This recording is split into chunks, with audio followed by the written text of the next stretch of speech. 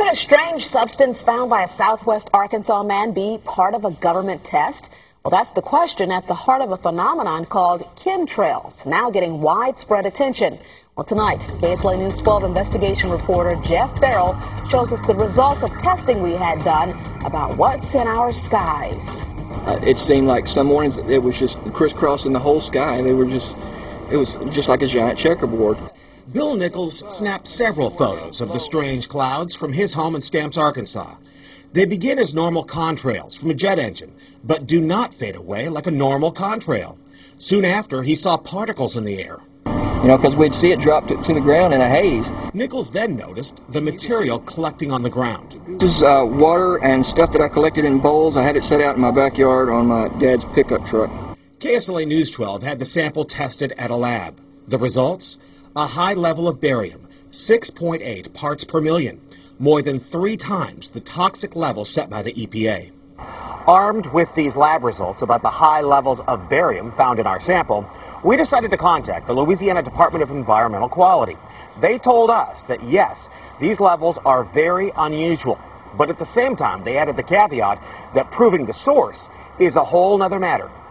Barium is a hallmark of other chemtrail testing, which even attracted attention from a Los Angeles TV station.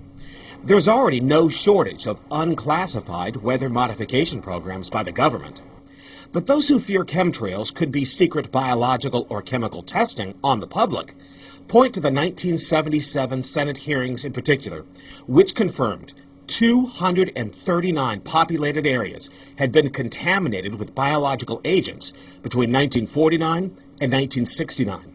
Later, the 1994 Rockefeller Report concluded hundreds of thousands of military personnel were also subjected to secret biological experiments over the last 60 years. But could secret testing be underway yet again?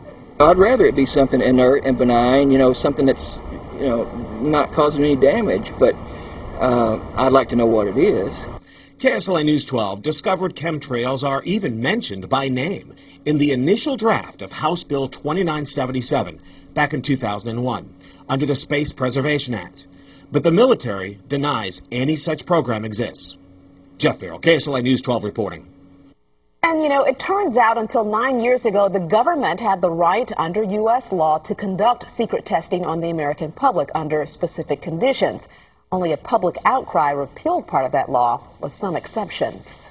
Now, Jeff's report mentioned high levels of barium linked to those alleged chemtrails. We wanted to find out exactly what effects barium has on the body. We spoke with Mark Ryan, the director of the Poison Control Center. Ryan tells KSLA News 12 that short-term exposure can lead to anything from stomach to chest pains. Long-term exposure causes blood pressure problems.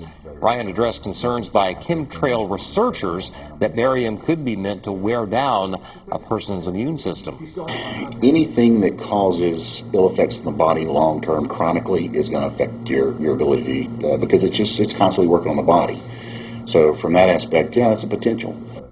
Ryan says he's conducted research on his own about secret government testing on the public, but he's still a bit skeptical about the alleged chemtrails, at least at the moment, because the Poison Control Center has seen no calls about exposure to barium.